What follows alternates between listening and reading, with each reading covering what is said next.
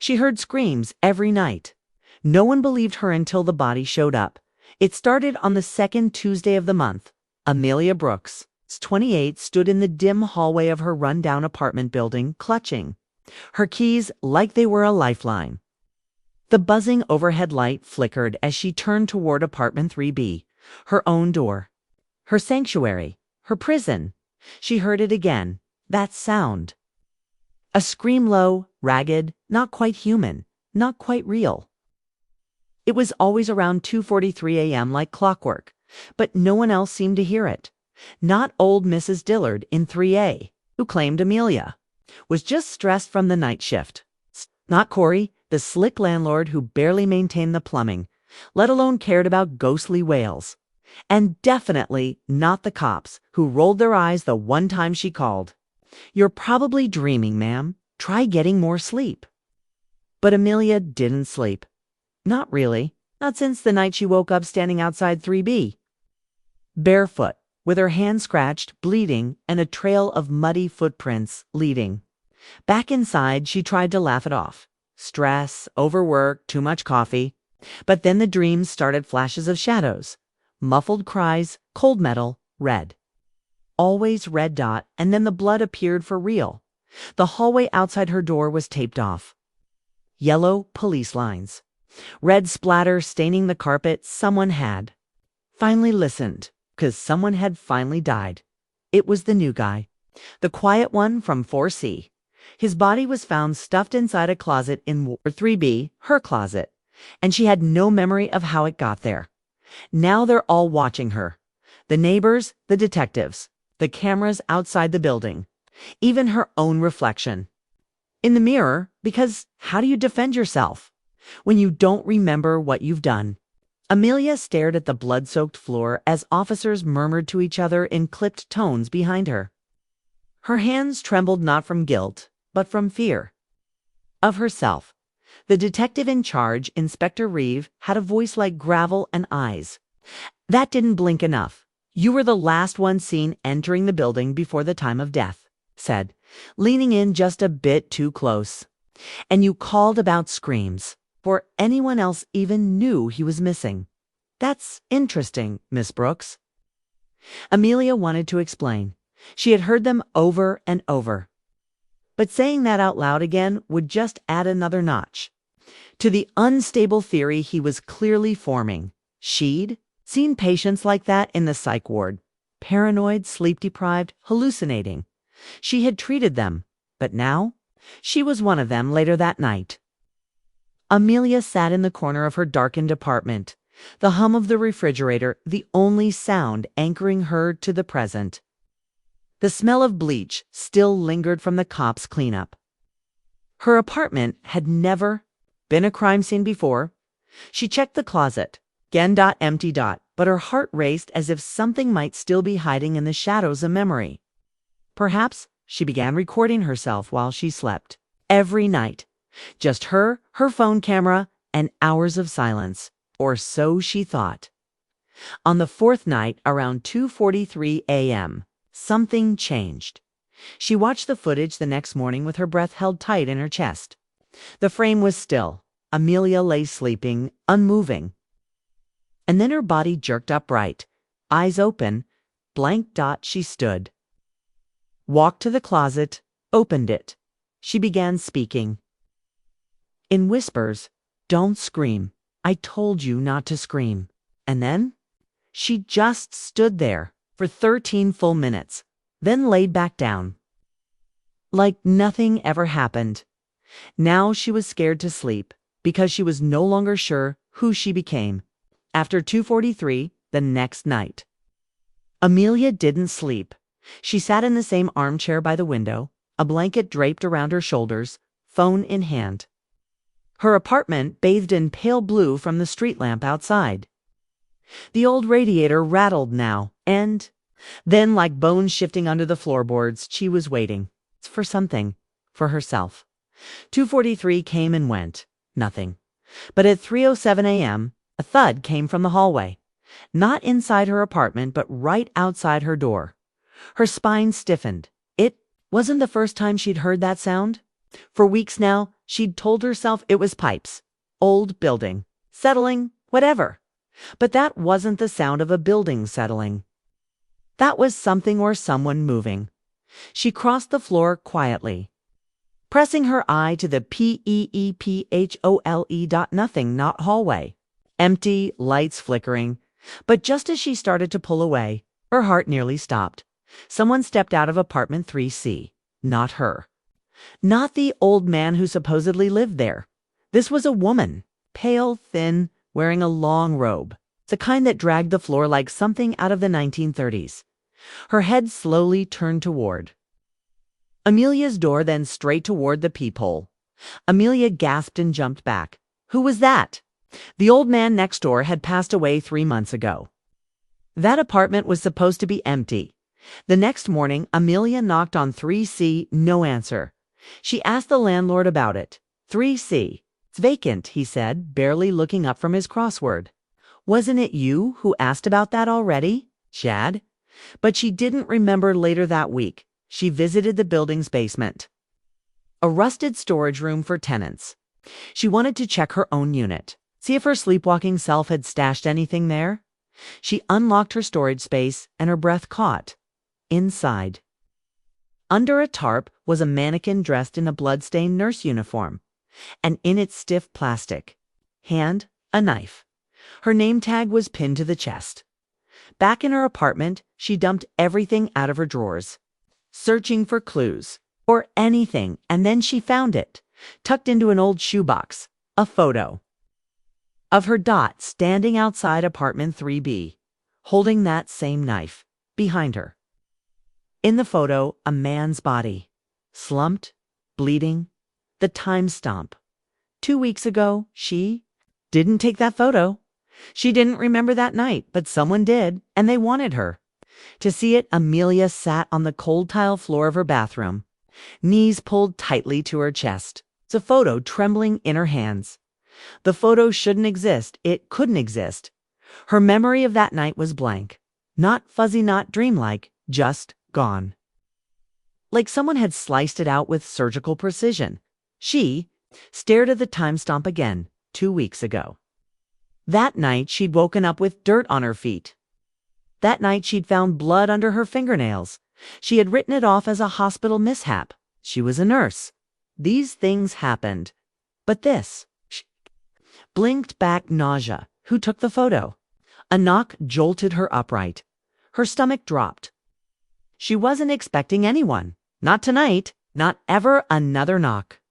Firmer, she tiptoed to the door, not daring to breathe. The peephole revealed Ryan, her neighbor from 3D, the conspiracy theorist, the guy with 5 locks on his door, blackout curtains, and a police scanner that buzzed nonstop. She cracked the door. What? He looked like he hadn't slept in days. You need to see this? No, I really don't. He pushed a folder into her hands anyway. Security footage. Parking garage. You're not going to believe what's on it. They huddled around his flickering laptop. The footage was grainy, black and white, time-stamped exactly to 11 a.m. the night of the murder. There she was, Amelia, walking barefoot. Head down, she moved like a ghost. Robotic, slow, the nurse's uniform clung. To her frame, she walked out of the elevator, crossed the garage, and opened the trunk of a silver Buick. Inside, a man's body. Amelia flinched in real time, her hand flying to her mouth. But the worst part wasn't the footage. It was what Ryan said next. That's not your car, is it? No, she whispered. I don't drive. He paused. Then how did you get the keys? She had no answer, but Ryan was still staring at the screen. Wait, he said slowly. He rewound the video, frame by frame. There, look at your wrist. Amelia leaned in. Around the wrist of her doppelganger was a hospital band. The name printed on it, a Brooks Psychiatric Observation. 3 days later, Amelia's apartment had changed. She removed every mirror, sealed off the bathroom, and boarded up her closet, because every night just after 3, she heard whispering inside it.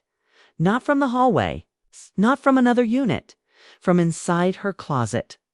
One night, he worked up the courage to open it. There was nothing inside except a note taped to the back wall. This isn't the first time you've killed someone.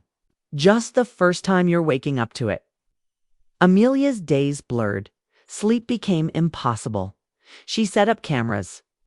She stopped leaving the apartment. But each morning, new bruises formed. Scratches down her back. Footprints she didn't recognize. Notes tucked into books she hadn't touched. Then came the blood dripping from the ceiling. She screamed.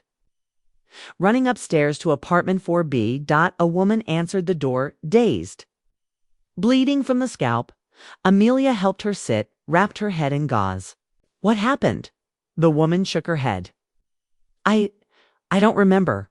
I was sleeping, and someone whispered my name. Then I blacked out. Her name was Sarah Whitmore, psychiatrist, new tenant. Just moved in. Sarah locked eyes with Amelia. You're not crazy, Amelia. You're being used. That night, Amelia stayed at Sarah's apartment. They combed through the security files. They researched sleepwalking, dissociation, parasomnia, trauma loops. Then Sarah said something that stopped Amelia cold. Sometimes people can be trained to hurt others while sleepwalking. Deep conditioning, mind control. It was used in wartime. Experiments. Amelia scoffed, but her pulse thundered. Sarah continued. What if someone's triggering you? That's when they heard the sound. A soft, rhythmic ticking. Sarah turned pale. That's not my clock. They traced the sound. To the floor vent. Inside, tucked in insulation, was a device. METRONOME. And beside a photo of Amelia sleeping in her bed. They tore apart Amelia's apartment that night. Behind a loose panel, they found wires, hidden cameras. A journal written in Amelia's handwriting, but she'd never seen it before. Each entry detailed a murder. Victims, dates, times. And the latest entry read, _next target. Sarah Whitmore. For B, Amelia backed away. This isn't real. I didn't write this.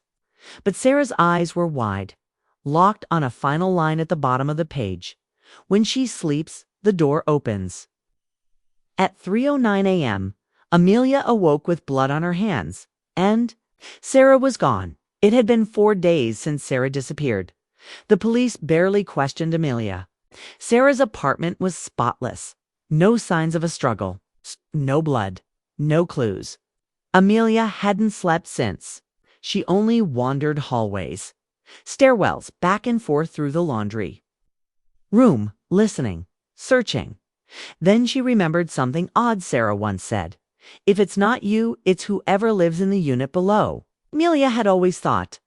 The apartment directly below hers, 3B, was empty. But that night, as the building creaked with winter wind, she stood outside the door and listened. Inside. Music, faint, classical, and something else. Ticking. Amelia raised her hand, knocked. The music stopped. A lock clicked. Then, silence. She should have run. But her feet didn't move.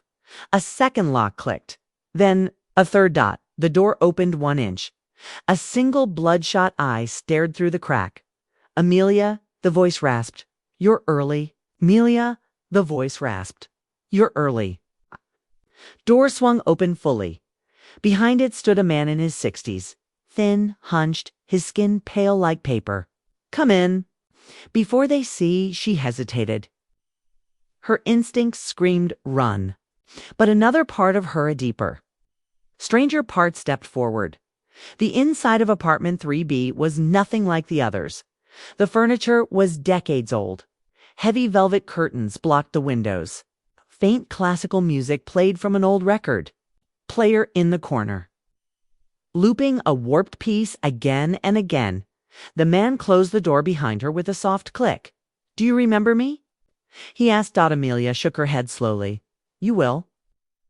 He motioned toward a wall covered in photographs. All were of Amelia, but in each she was different, wearing different clothes, hairstyles, even in different cities. Yet her eyes, always the same, hollow. Trapped. One photo caught her breath. Amelia, much younger, sitting beside the man at a park bench. A hospital in the background. "That's not me," she whispered. The man turned, his voice suddenly trembling with pain. "It was you were my daughter." Amelia's knees buckled. She gripped the wall. "No, no, my father died when I was 12. Heart attack." The man smiled bitterly. "That's the memory they gave you." He pulled a dusty file from a drawer and handed it to her. Inside was a document bearing the seal of a private research facility, Halcyon Institute. Beneath it, a case number, #A-113-Brooks. The file detailed experiments, mind partitioning, personality fragmentation, sleep-conditioning, and her name, subject, Amelia Brooks. Status operational. Another photo clipped inside showed a brain scan with the words multiple response states, stable, asset, active. Flipped the last page and found a small badge with her own face and the title, Tier 1 Asset Handler. She stared at the man. "What is this?" He leaned in, his eyes wild with a desperate truth. "You weren't just used. You were trained. You're not the victim, Amelia. You were the perfect weapon." Suddenly, alarms shrieked from the hallway. Red lights flashed above the door. The man's face turned pale. "They're here. They've been monitoring your reawakening. You weren't supposed to come this far." He shoved a key card into her hand. "There's a server room in the basement. Under the laundry chute, that's where they keep the backups. The footage, the logs, the real memories. What happens if I go?" He looked at her with something like pride. "You end it. For all of us." Amelia ran. The stairwell echoed with the sound of boots above and below. She ducked past them, clutching the keycard tight, and found the laundry chute on sublevel BA small panel next to the wall, lit up red. She swiped the KEYCARD. Green. Access. Granted. Inside was a narrow corridor hidden behind a false wall. At the end, an old steel door with a biometric scanner. It opened. The server room hissed to life. Rows of humming machines blinking under dim blue lights. Monitors lined the far wall, and they were filled with images her past missions. Executions, interrogations, people begging. Faces she didn't remember, but her body clearly had. A keyboard blinked. Input command. She stared at the monitor. Yes. As the servers whined, shutting down. A recording played. Automatically, it was Sarah's voice. "If you're hearing this, Amelia, then you broke through. You weren't meant to, but you did. They made you into something terrible, but you get to choose what you are now." Behind her, the door began to bang. She turned, eyes wide, tears falling freely. A final option appeared on the screen. Purge. Building system, emergency release. She hovered, then hit enter. Up above, lights exploded. Locks disengaged. Monitors shattered. Gas lines hissed and burst. Apartment 3B burst into flames. Windows blew out like thunder. Screams filled the halls. Sirens wailed. And Amelia? She stepped out from the fire, bloodied, eyes clear for the first time in years. She didn't remember everything, but she remembered enough. EP Aloju, 1 week later. The news ran a quiet piece. Unexplained fire in West Side apartment complex. No survivors reported. No bodies found, no footage recovered. Just a single note pinned to a fire exit door. When she wakes up, the program dies. The end. The end.